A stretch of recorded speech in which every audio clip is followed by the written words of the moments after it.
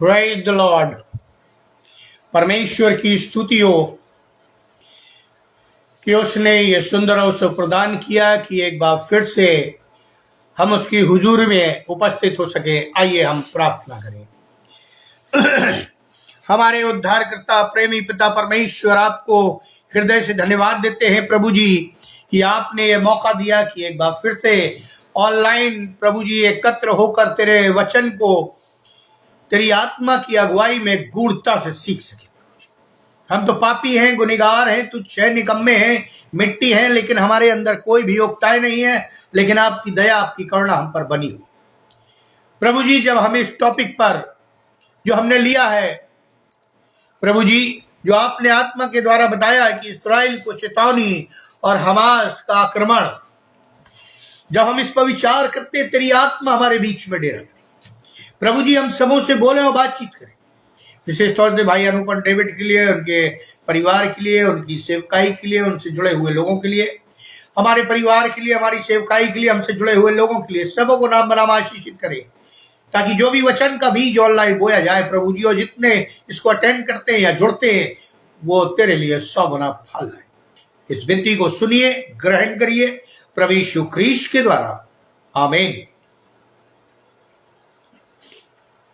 जैसा मैंने आपको बताया था कि मैं बना रहा हूं और 2-3 संडे से ये पूरा नहीं हो पाया, लेकिन आज ये कंप्लीट हुआ है। तो आज का विषय है इस्राएलियों को चेतावनी और हमास का आक्रमण। यशायाह नबी की पुस्तक, उसका 28 अध्याय 1 से 4 पद। देखिए क्या लिखा हुआ। और भजन संहिता उसका 83 अध्याय, उसमें से तो मैं कुछ ही पढ़ूंगा, लेकिन यशायाह 28 1 से 4। घमंड के मुकुट पर हाय, और ये प्रेम के मतवालों का है, और उसकी भड़कीली सुंदरता पर जो मुरझाने वाला फूल है, जो अति उपजाऊ तराई के सिरे पर दाख मधु के मतवालों की है। देखो, प्रभु के पास एक बलवंत और सामर्थी है, जो ओलों की वर्षा या उजाड़ने वाली आंधी या बाढ़ की प्रचंड धार की नाई है, वो उसको कठोरता से भूमि पर गिरा देगा। ये प्रेमी मत वालों के घमंड का मुकुट पांव से लताड़ा जाएगा, और उसकी भड़कीली सुंदरता का मुरझाने वाला फूल जो अति उपजाऊ तराई के सिरे पर है, वो ग्रीष्म काल से पहले पके अंजीर के समान होगा, जिसे देखने वाला देखते ही हाथ में ले और निगल जाए। इसी प्रकार भजन संहिता उसका 83 अध्याय, उसके 2 पद से 4 पद मैं आपके लिए पढ़ूंगा। क्योंकि देख, तेरे शत्रु धूम मचा रहे हैं, और तेरे बैरियों ने सिर उठाया है। वे चतुराई से तेरी प्रजा की हानि की सम्मति करते, और तेरे रक्षित लोगों के विरुद्ध युक्तियां निकालते हैं। उन्होंने कहा, आओ हम उनको ऐसा नाश करें कि राज भी मिट जाए, और इस्राएल का नाम आगे कोई स्मरण न रहे। उन्होंने एक मन होकर युक्ति निकाली है, और तेरे ही विरुद्ध वाचा बांधी है। वे तो यदोम के तंबू और इस्राएल मुआबी और हुग्री, गबाली, अम्मोनी, अमालेकी और सोर समेत पलिश्ती है। इनके संग असूरी भी मिल गए, उनसे भी लोत वंशियों को सहारा मिला। आज का विषय, जैसे मैंने कैप्शन में दिया है, इस्राएलियों को चेतावनी और हमास का आक्रमण। यशायाह भविष्यवक्ता समय समय पर परमेश्वर के द्वारा इस्राएल के विरुद्ध भविष्यवाणी किया करता। परमेश्वर ने यशायाह से इस्राएल के विरोध में भविष्यवाणी करवाई कि यदि मेरी प्रजा मेरी नहीं सुनेगी तो मैं उसे नाश करूं। अब मैं आपको 7 अक्टूबर 2023 को इस्राएल पर आक्रमण किया गया, यह हमला ऐसे ही अचानक नहीं हो गया जैसा हम और आप सोच रहे हैं कि इस्राएल बेखबर है, दुश्मन आया, बाढ़ तोड़ी, हवाओं से आया, समुंदर से आया, जमीन से आया और 1400 लोगों को मार के चला गया। ये ऐसे ही नहीं हुआ, ये हमला अचानक नहीं था, ये बाइबल में पहले से दर्शाया गया। यदि आप बाइबल में भजन संहिता उसका 83 अध्याय पढ़े तो हूबहू ये आक्रमण की भविष्यवाणी पहले से परमेश्वर ने भजन संहिता में कर दी थी। भजन संहिता जो दाऊद लेखक है, यह उससे परमेश्वर ने भविष्यवाणी कराई थी और वो अपने भजन में गाकर, रोकर, कई चीजें बताकर भविष्यवाणी के रूप में इसको आंकता है। जैसा मैंने अभी पढ़ा भजन संहिता उसका 43 अध्याय 2 से 4 पद, सेम टू सेम घटना घटी। हमने केवल, जो हम मसीही लोग हैं या यहूदी हैं, हमने केवल परमेश्वर के एक रूप या व्यवहार को देखा। वो है प्रेम, अनुग्रह, दया, करुणा, क्षमा, आशीष। ये हमें बहुत अच्छा लगता है, बहुत अच्छा लगता है। लेकिन हम परमेश्वर के दूसरे पहलू या रूप को भी देखेंगे आज। दूसरा रूप या व्यवहार उसका क्या है? क्रोध, जलन रखने वाला, न्याय करने वाला। और उस बात पर आज मैं चर्चा करूंगा जो परमेश्वर का दूसरा रूप। मैं आज प्रेम की बात नहीं करूंगा, मैं आज क्षमा, करुणा, दया, अनुग्रह, आशीष की बात नहीं करूंगा। मैं आज वो बात करूंगा जिससे परमेश्वर को जलन होती है या हम और आप रिश्त दिलाते हैं।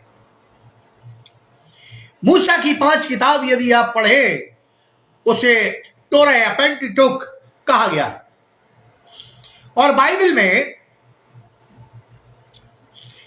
जो अध्याय दिए गए हैं, जो वर्सेस दिए गए हैं, उनका एक आकलन है, मानना है, या परमेश्वर के द्वारा ठहराए गए साल और तारीख का वर्णन। पुराने नियम में 229 अध्याय है, नए नियम में 260 अध्याय है। इसका क्या रीजन है मैं आगे बताऊं। फिर इनमें पद कितने हैं, ये सारी चीजें ऐसे ही नहीं लिख दी गई। हमारा परमेश्वर योजनाबद्ध परमेश्वर, और वो हमें और आपको चाहता है कि हम सिस्टमेटिक योजना के अनुसार अपने कार्य को अंजाम दें। और इसलिए यदि आप मूसा की 5 किताबें पढ़े तो वहां पर जो पद है, जो अध्याय है, यदि हम उनका टोटल करते हैं तो वो 5852 होते हैं। ये पद है। और अध्याय 187 जो हिब्रू के या सेक्रेट कैलेंडर से मेल खाती है, इस्राएलियों के धार्मिक कैलेंडर से मेल खाती है। ये सारी बातें परमेश्वर ने मूसा को भविष्यवाणी के तौर पर भी ऐसा अध्ययन करने से पता चलता। आप बाइबल पढ़ते हैं? चलिए मैं आपसे एक सवाल पूछता हूं, बाइबल का अर्थ क्या है? ओल्ड टेस्टमेंट तो आप बता देंगे कि पुराना नियम है। आज मेरी तबीयत ठीक नहीं है, मुझे बुखार चढ़ा हुआ है बहुत भयानक। फिर भी मैं परमेश्वर के लिए टाइम निकाल कर आया हूं, क्योंकि मैंने जो बनाया वो आपको दे सकूं ताकि आप समझ सके, इस पर मंथन करें। आज के पर्सपेक्टिव से या हमारे आज के युग से बाइबल का क्या अर्थ है? BIBLE, basic instruction before living the earth, यानी पृथ्वी छोड़ने से पहले बुनियादी निर्देश। अब ये किसने दिए? ये परमेश्वर ने दिए। किसको दिए? इस्राएलियों को दिए सबसे पहले, उसके बाद हमें आपको दिए और संसार को दिए। लेकिन इससे पहले मैं पढ़ना चाहता हूं, आप निकाल लीजिए मेरे साथ दूसरा यूहन्ना की पत्री निकालिए, तब आप मेरी बातों को समझ पाएंगे मैं क्या कहना चाहता हूं।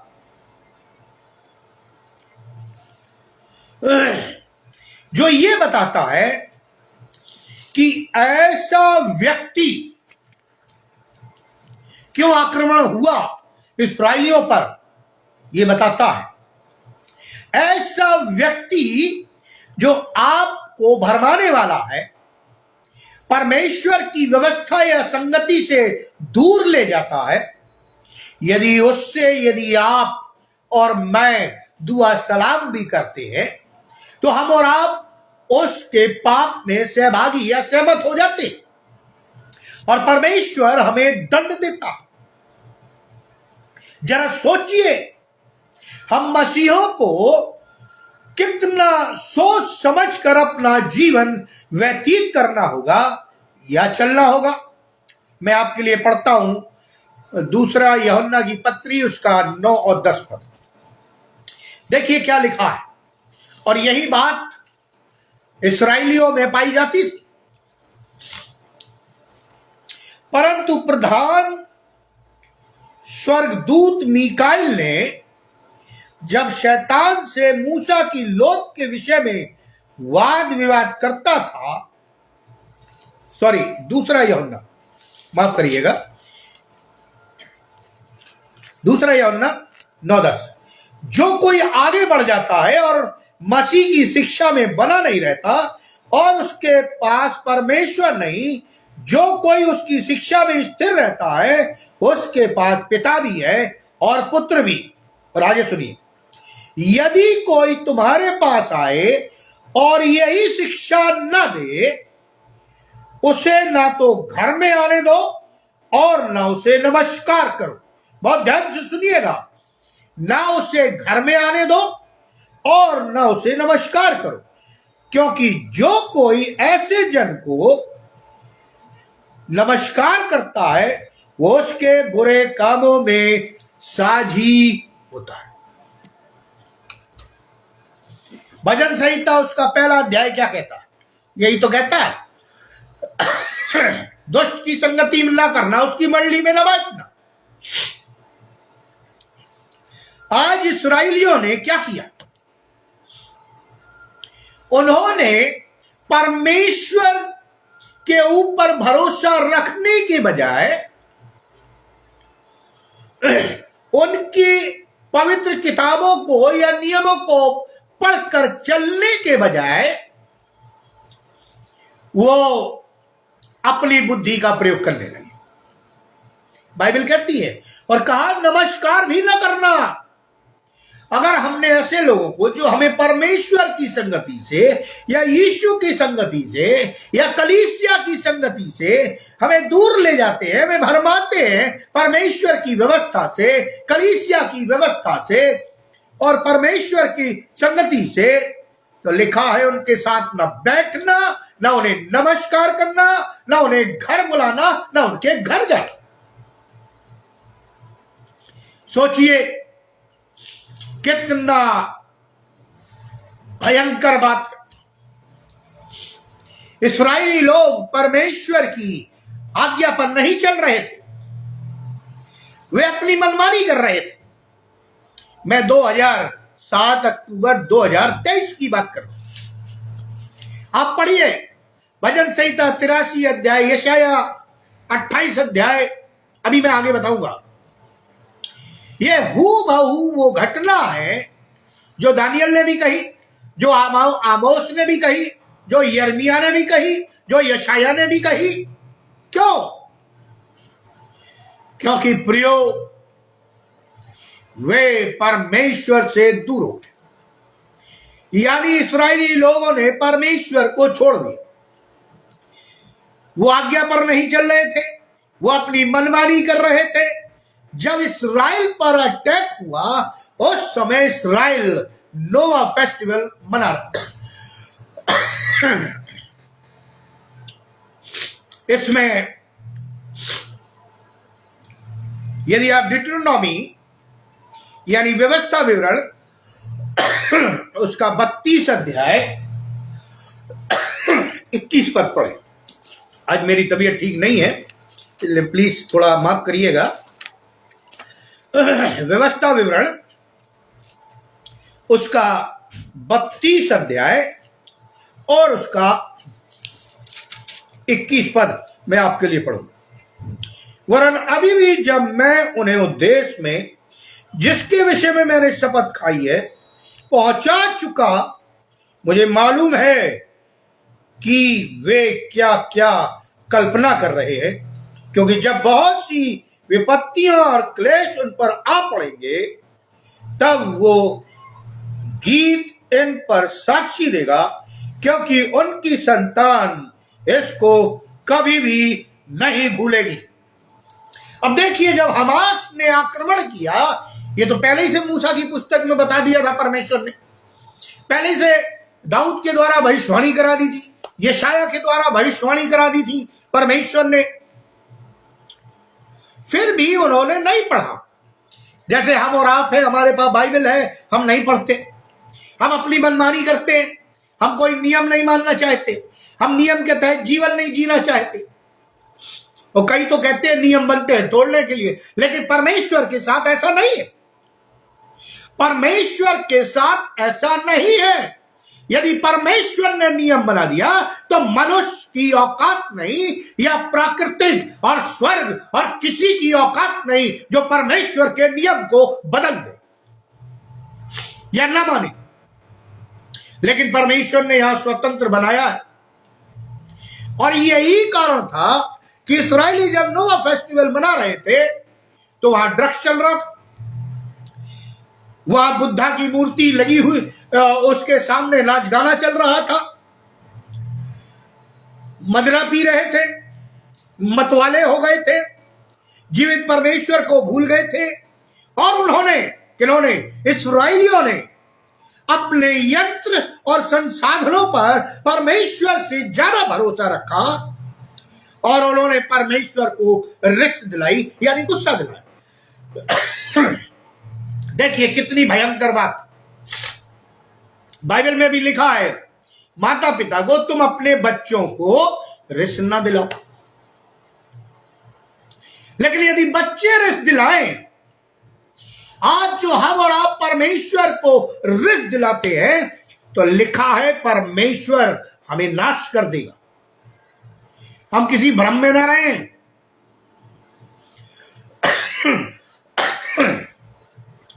रब्बियों के प्राचीनों के अनुसार 1900 सालों के बाद इस्राएल को राज देश मिला, और यदि हम 1948 में जाएं तो मूसा की जो 5 पुस्तक है, मैं कुछ चीजें आपके लिए पढ़ना चाहूंगा ताकि मैं प्रूव कर सकूं कि परमेश्वर इस्राएलियों से नाराज था और है। तभी तो इस्राएली अभी तक अपने बंधक नहीं छुड़ा पाए। लेकिन मैं बताऊंगा वचन से, परमेश्वर कहता है मैं सारे बंधक छुड़ा लूंगा। व्यवस्था विवरण उसका 30 अध्याय उसका 5 पद लिखा है, देखिए। और तेरा परमेश्वर यहोवा तुझे उसी देश में पहुंचाएगा जिसके तेरे पुरखा अधिकारी हुए थे।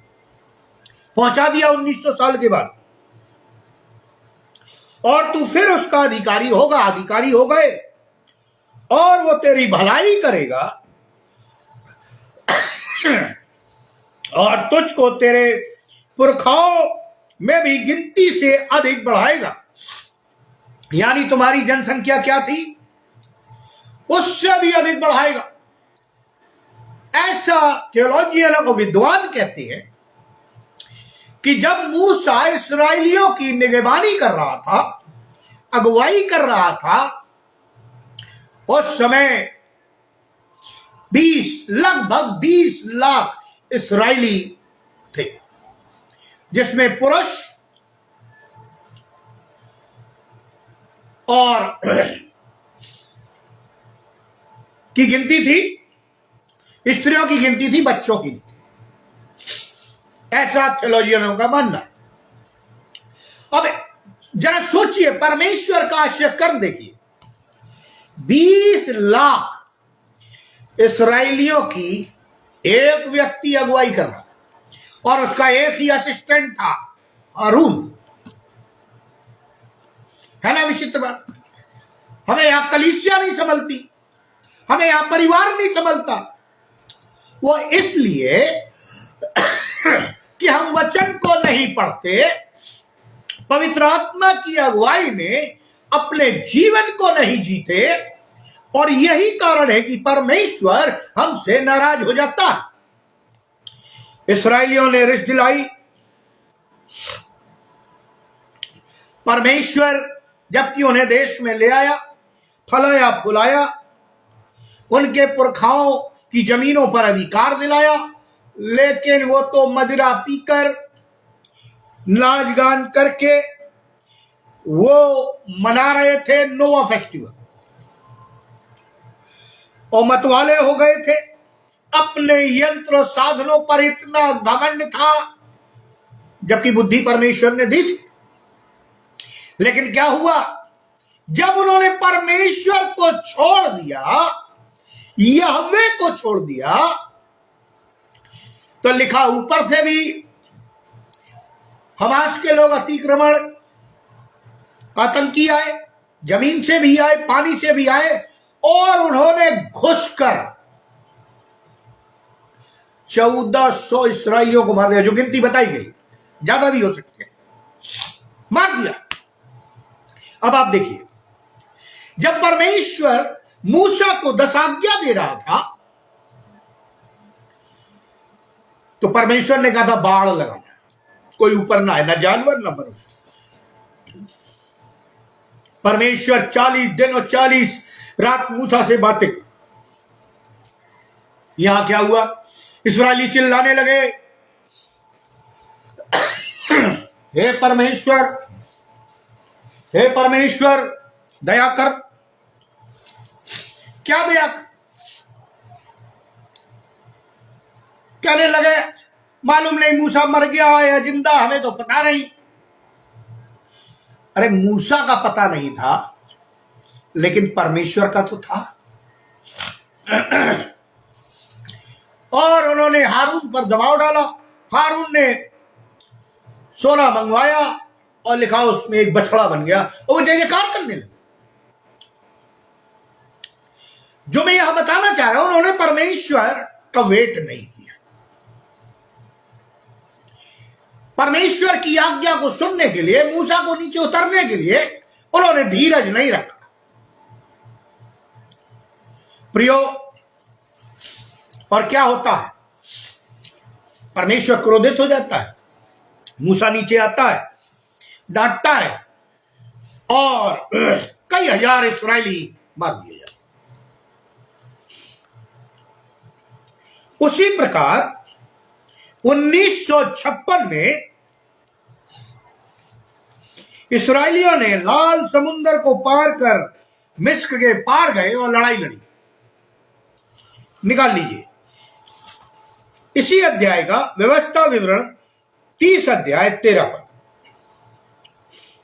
और न ये समुद्र पार है कि तू कहे कौन हमारे लिए समुद्र पार जाए और उसे हमारे पास ले आए और हमको सुनाए कि हम उसे माने।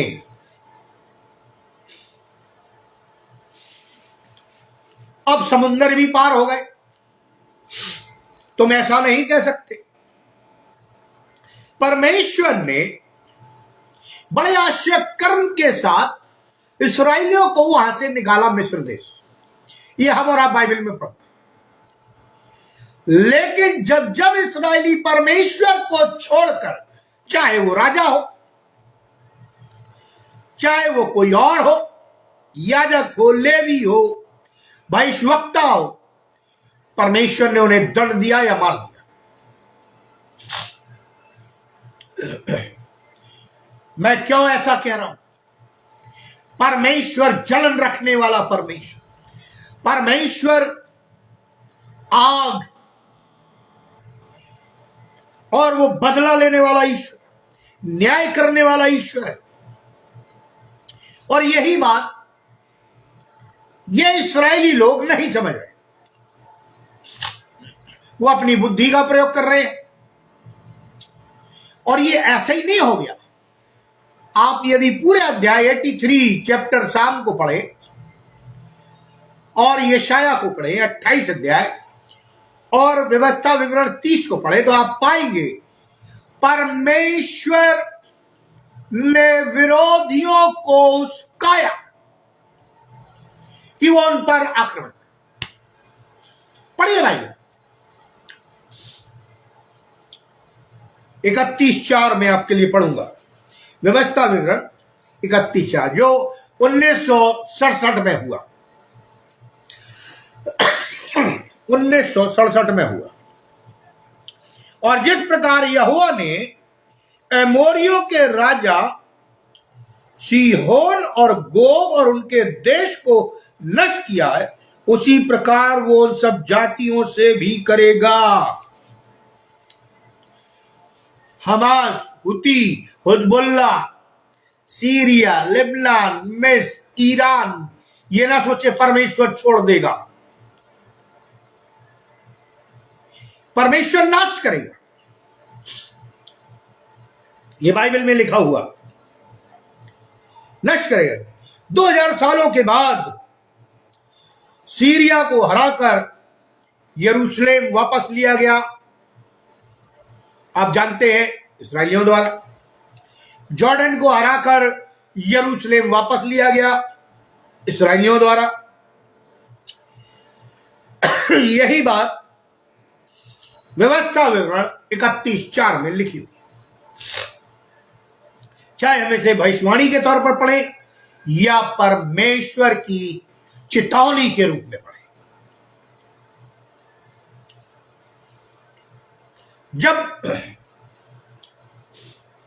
अब मैं आपको ले चलता हूं 2014 की तरफ।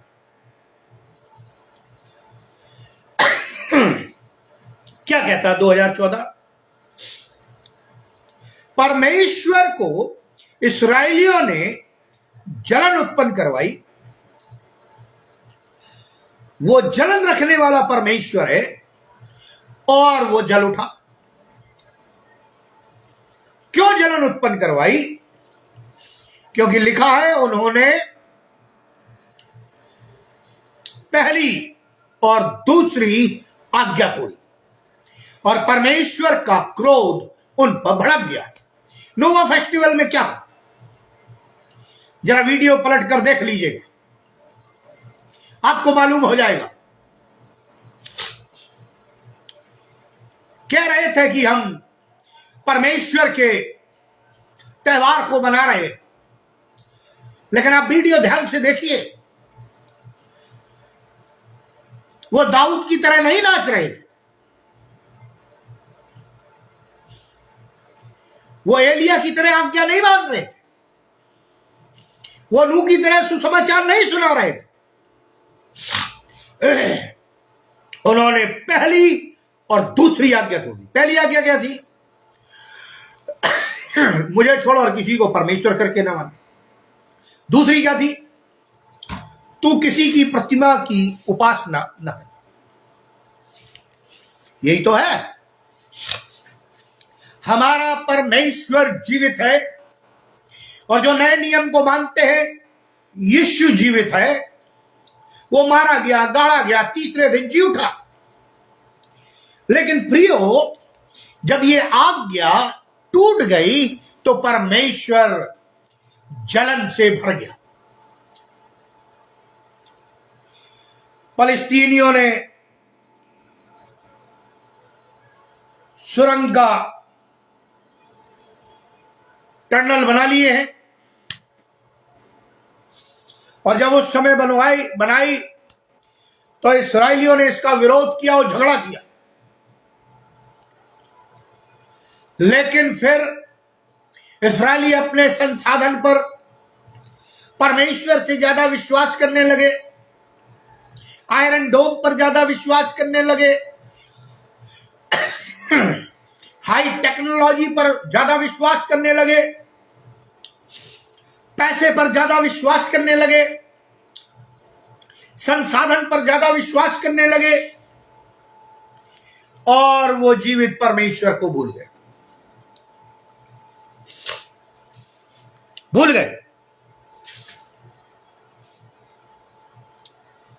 देखिए 2023 7 अक्टूबर 2023 व्यवस्था विवरण उसका 32 अध्याय 30 पद में आपके लिए पढ़ू। 32 का 30 मैं इसलिए पढ़वा रहा हूं कि आप बाद में जाके उसको कनेक्ट करें। यदि उसकी चट्टान ही उसको न बेच देती, सुनिएगा, चट्टान कौन है?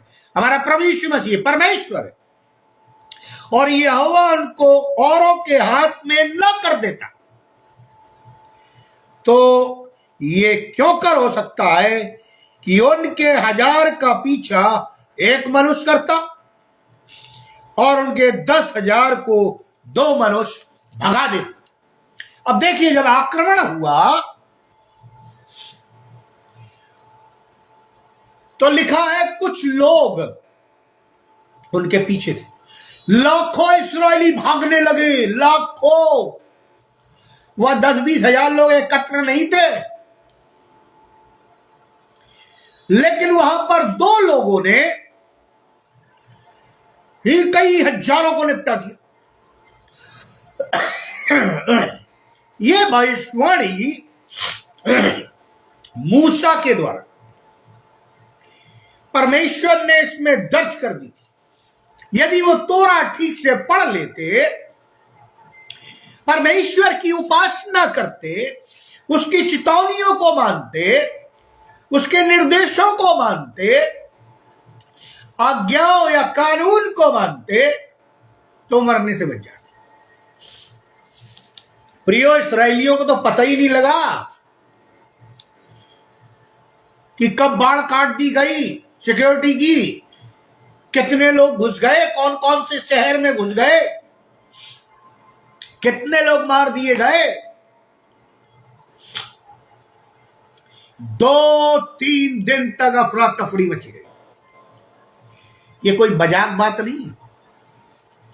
इस्राएल की intelligence, excuse me, intelligence Mossad fail हो गई। कई उसके लोग हैं, कई इंटेलिजेंस, सब फेल हो गई। और फेल होने के साथ वो कुछ नहीं कर पाए। Best intelligent in the world, killer machine जिसको कहते हैं, दुश्मनों को चुन चुन के मारती, फेल हो गई। क्यों?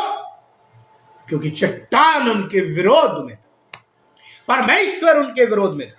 परमेश्वर ने हमास को और आतंकियों को वहां भेजा ताकि वो जाने मैं यहोवा जीवित तुम्हारा परमेश्वर हूं, जो तुम्हें मिस्र देश से छुड़ा लाया, समुंदर, लाल समुंदर को 2 भाग करके ले आया। परमेश्वर उन्हें चितौनियों पे चितौनी दे रहा था, लेकिन वे उसे नहीं मानते। अगली बात,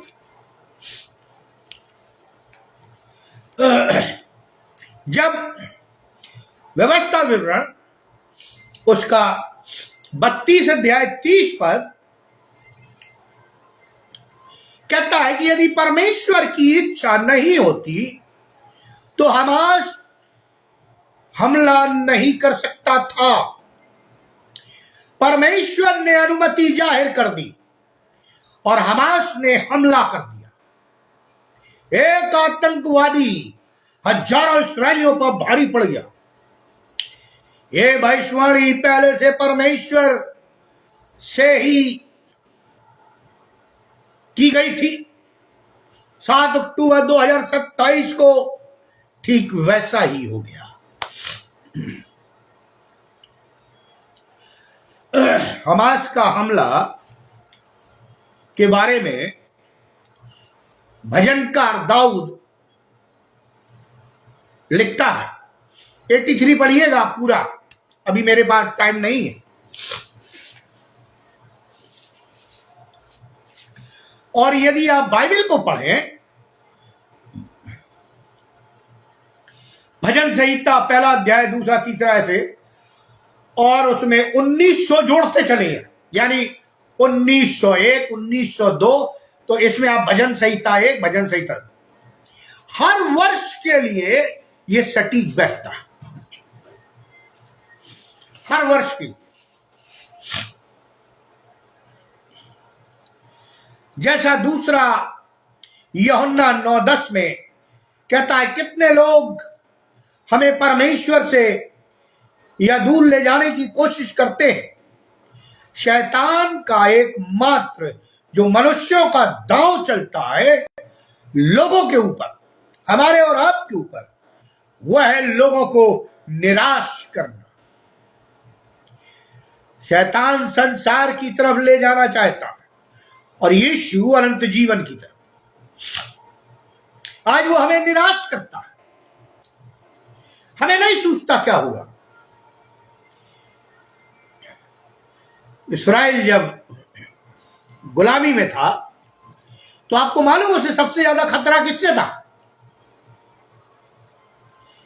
असूर के राजा से खतरा था, क्योंकि वो इस्राइल जो था वो परमेश्वर से दूर हो गया।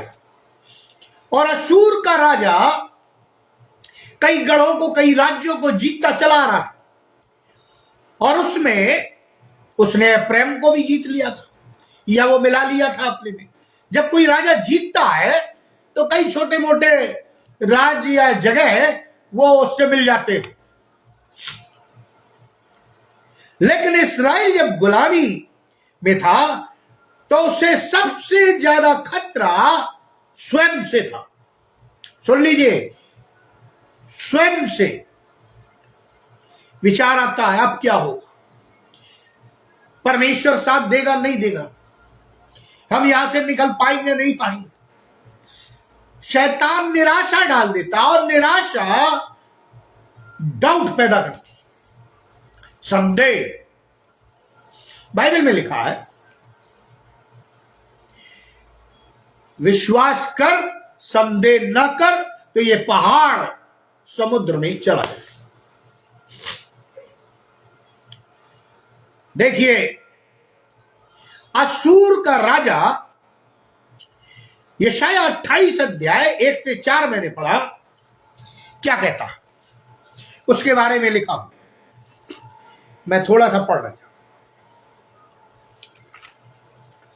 वो कह रहा है, घमंड के मुकुट पर हाय, यह असूर के राजा के लिए जो है प्रेम में मतवालों का है, और उसकी भड़कीली सुंदरता पर मुरझाने वाला फूल है। यानी वो कहता है जो मुकुट घमंड का है उसे परमेश्वर नाश कर देगा। लिखा है, विनाश से पहले घमंड उत्पन्न। यही इस्राएलियों के साथ हुआ 7 अक्टूबर 2023। परमेश्वर कहता है कि धर्मी जन विश्वास के कारण जीवित रहेगा।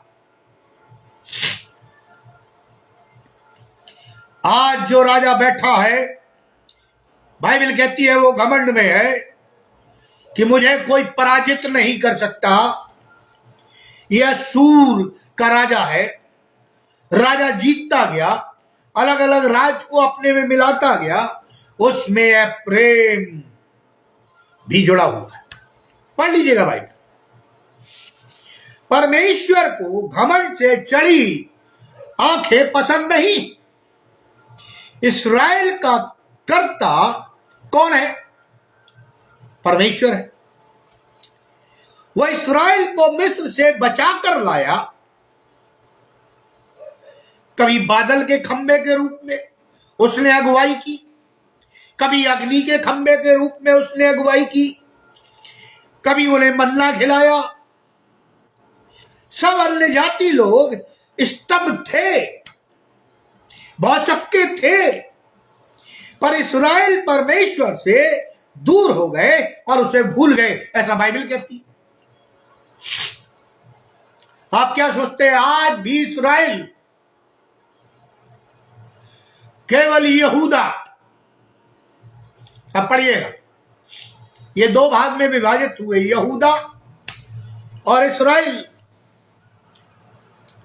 यहूदा आज भी टोरा के हिसाब से जी रहा, लेकिन इस्राएल नहीं जी रहा। ये जो गोत्र है, 10 10.5 गोत्र, मनश्शे आधा, प्रियो 2.5 उधर 2.5 इधर, 10.5 इधर। कहने का मतलब है, यदि आज हम और आप परमेश्वर के वचन के अनुसार नहीं चलेंगे, परमेश्वर हमें दंड देगा, चाहे फिर हम कितने भी बड़े पद पर क्यों ना हो या कितने भी बड़े बड़े आश्चर्य कर्म क्यों ना करें। फिर सुन लीजिए आप, हम कितने भी बड़े पद पर क्यों ना हो या कितने भी बड़े बड़े आश्चर्य कर्म क्यों ना करते हो, लेकिन यदि हम परमेश्वर के नियमों को नहीं मानेंगे तो परमेश्वर हमें नाश कर देगा।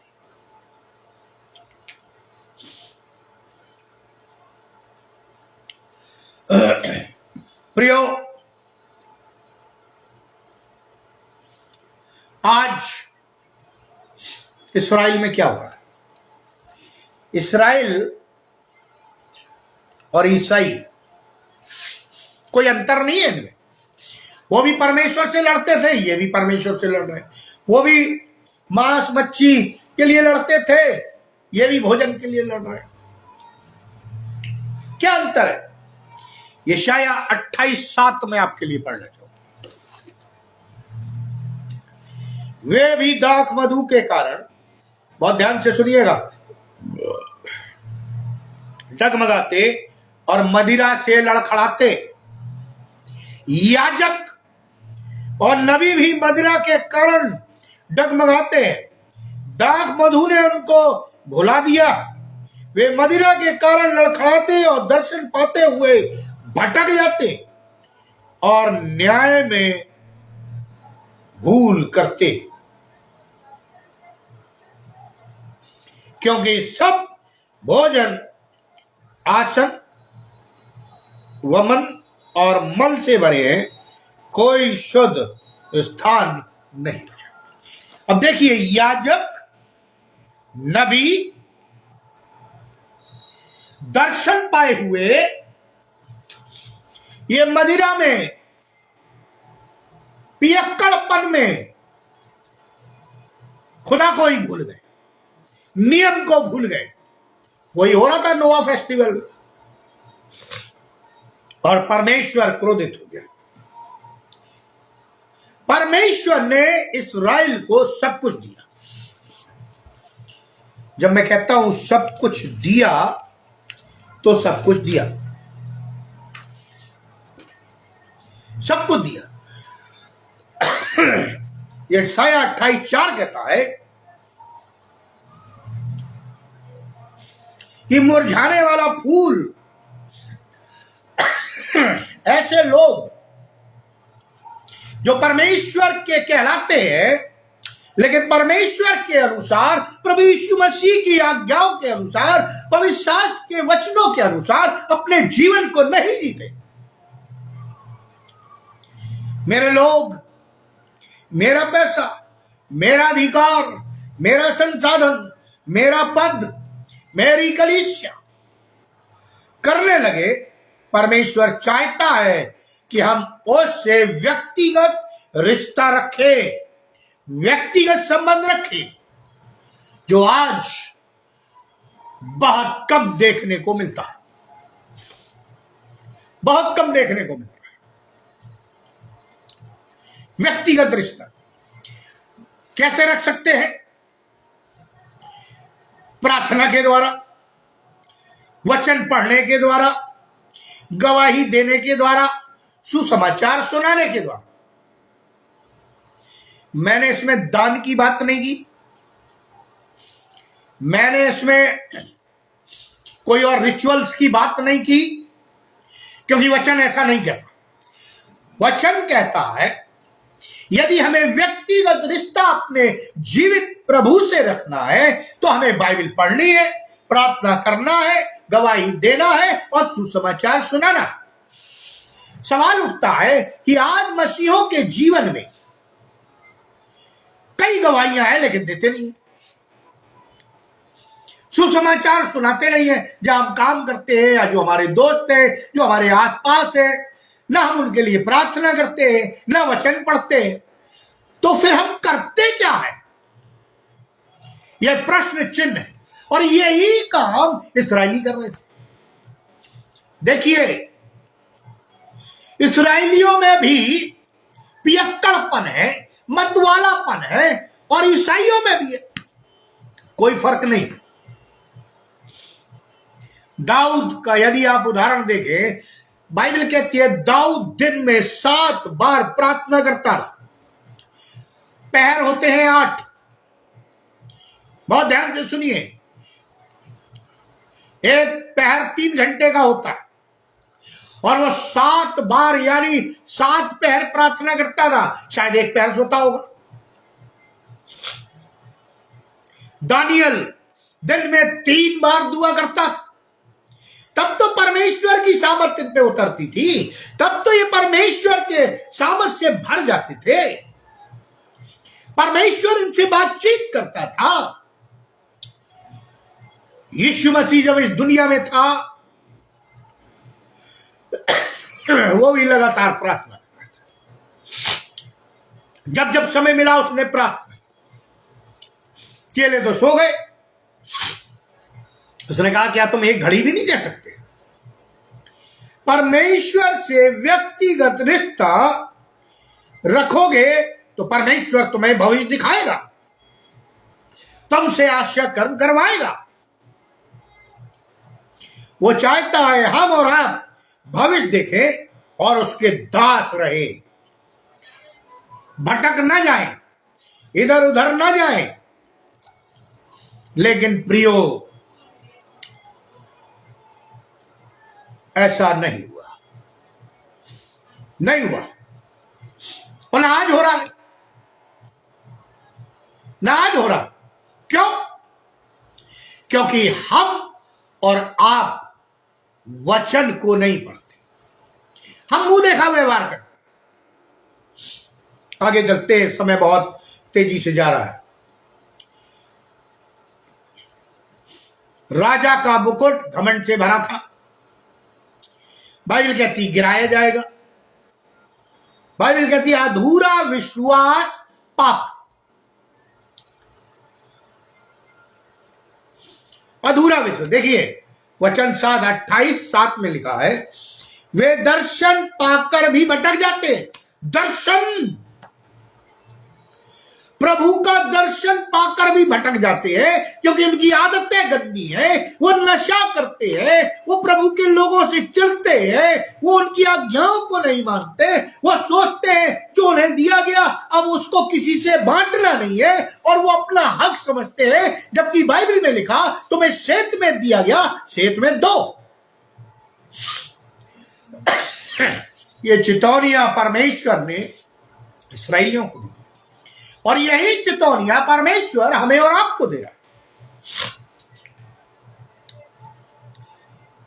एक समय आएगा प्रियो कि वचन या बाइबल हमसे ले लिया जाएगा, छीन लिया जाएगा। लोग केवल विश्वास से स्वर्ग जाएंगे। लिखा ना, विश्वास कर तो तू और तेरा घराना उद्धार पाएगा। मैं सोचता हूं हम और आप बहुत भाग्यशाली हैं जिनके पास परमेश्वर का वचन है।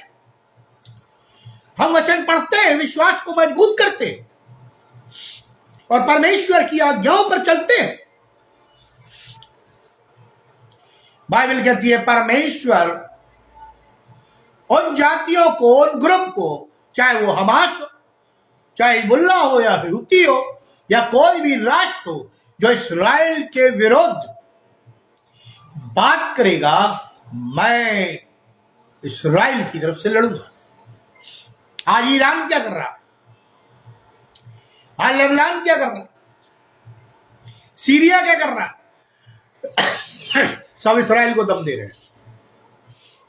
लोग सोच रहे हैं अब तो कोई बंधक नहीं छूटेगा। मैं अभी आपको आगे बताता हूं जल्दी से। इस्राएलियों का सीक्रेट कैलेंडर जो होता है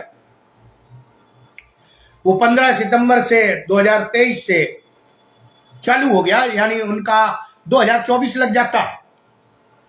मैं अभी लेंटन डेज की तैयारी कर रहा हूं जो 14 तारीख से चलेगा, और उसमें बताया गया यानी इस्राएलियों का 2024 चालू हो गया। हमारा जनवरी में हुआ, उनका सितंबर में चालू, 15 सितंबर। अब हम आपको भजन संहिता 124 अध्याय में ले जाते हैं, थोड़ा निकाल लीजिए।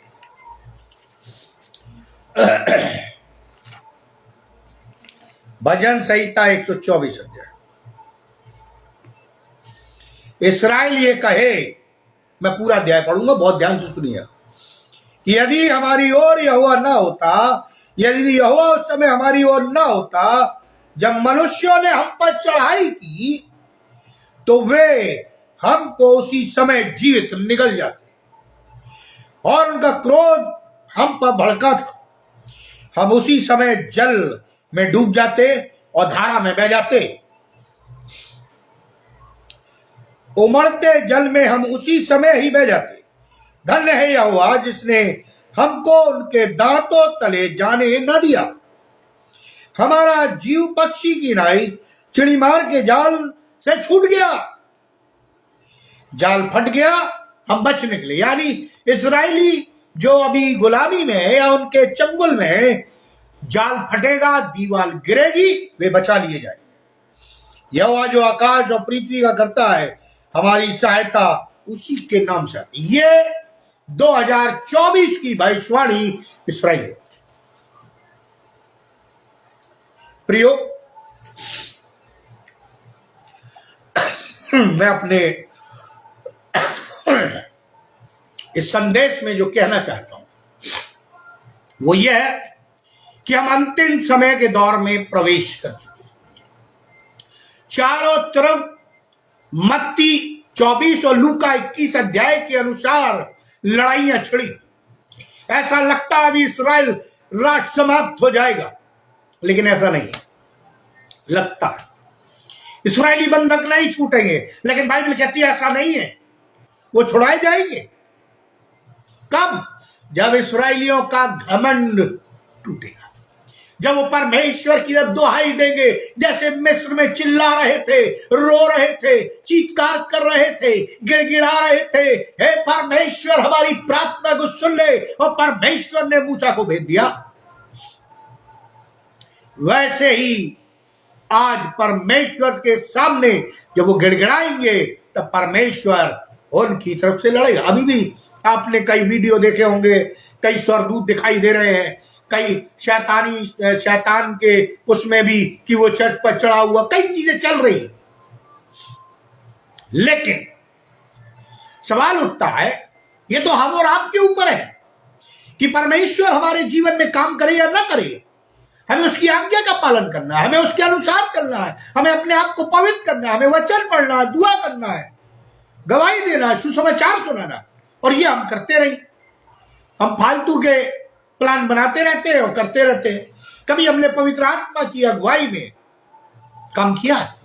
कितने लोग हैं मसीही लोग जिनको कहा गया इस्राएल के लिए प्रार्थना करो, कर रहे हैं? कितने लोग हैं जिनसे कहा गया कि एक दूसरे को प्रार्थना में उठाओ, क्या उठा रहे हैं? नहीं। मैं आपको अपने कंक्लूजन में कहना चाहता हूं, बाइबल कहती है, भजन संहिता 124 अध्याय, अगर परमेश्वर हमारी ओर न होता तो इस्राएल में बहुत कुछ हो सकता। यस, कई शहरों में आतंकवादी घुस गए, मोटरसाइकिलों से, हवाओं से, पैदल, कई घुस गए। उस समय 1400 मारे गए, हो सकता है 14 लाख मार दिए जाते, 14,000 मार दिए जाते, लेकिन 124/7 सारे बंधक छुड़ाए जाएंगे। कोई भी इस्राएल हमास के चुंगल में ना रहेगा। हमास के आतंकियों का जाल फटेगा, दीवार गिराई जाएगी, क्योंकि युद्ध यहोवा का है, ये कोई इस्राएल का नहीं है। उतावलापन परमेश्वर को पसंद नहीं। उतावलापन परमेश्वर को पसंद नहीं। 28 यशाया 28 जो मेरा सार है, 16 और 17 पद मैं पढ़ देता हूं। इसलिए प्रभु यहोवा यूं कहता है, देखो मैंने सियोन में न्यो का एक पत्थर रखा है, एक परखा हुआ पत्थर, कोने का अनमोल और अति दृढ़ न्यो के योग पत्थर, और जो कोई विश्वास रखे वो उतावली न करे। जो कोई विश्वास रखे। आज हमें दुआ करते हैं, परमेश्वर उत्तर देना दो, ना देना ना दो। पादी साहब आपको दुआ करनी, करो, नहीं तो हम तो ये चले। ऐसे उतावली लोगों को परमेश्वर पसंद नहीं करता। लिखा है, जो अंत तक धीरज धरेगा उसी का उद्धार होगा। कई लोग दुष्टात्माओं को निकालते हैं, कई लोग चंगाई देते हैं, कई लोग बड़े बड़े चमत्कार करते हैं, फिर भी लिखा बाइबल में, वो कहेगा मैं तुम्हें नहीं जानता। 10 कुमारियों के बारे में आपने पढ़ा होगा, सुना होगा। क्या कहती है बाइबल? उन्होंने आज्ञाओं का पालन नहीं किया। प्रियो, जो मैं कहना चाहता हूं अंत में वो ये है, आज का मनुष्य उतावली करता, विश्वास तो करता है लेकिन धीरज नहीं।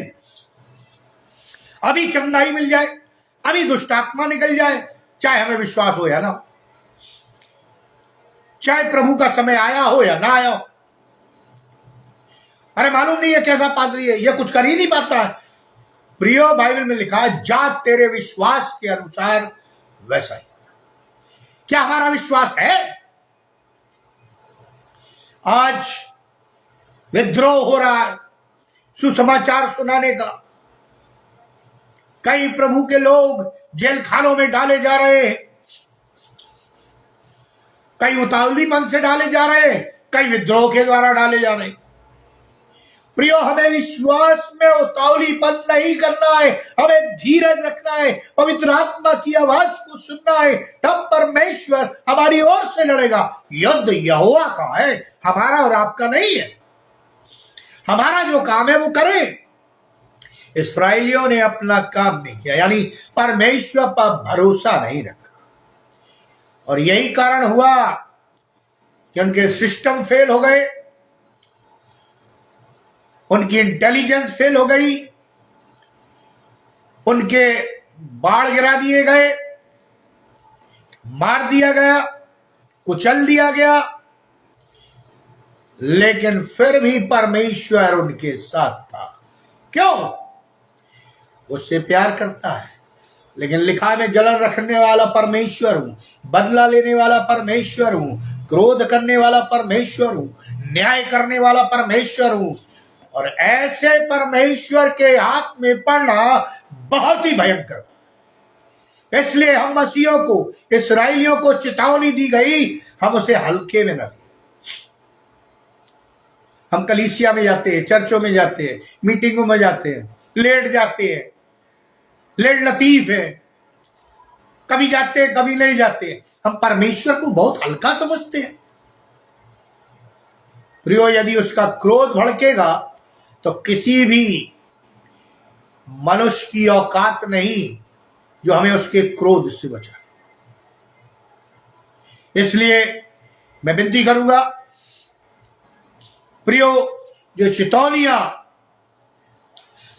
हमें और इस्राएल को दी गई वो कोई भिन्न नहीं है, एक सी है।